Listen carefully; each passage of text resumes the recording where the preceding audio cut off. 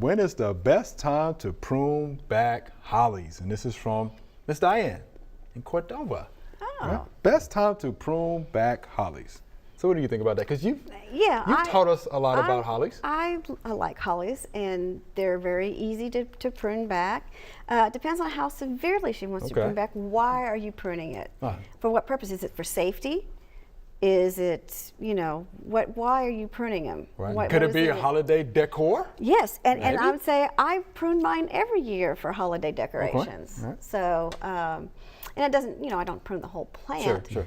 But you got to know why you're trying to prune.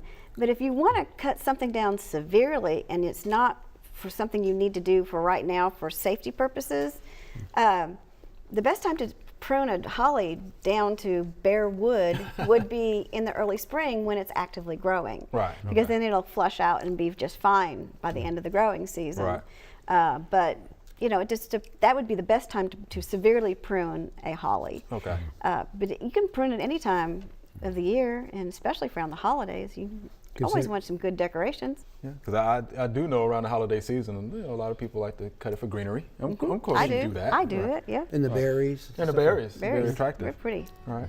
But severely prune would be spring. I would rather wait till the plant is actively growing, so that it can come out of that, and you put a little fertilizer in the spring, and then it'll just flush back out.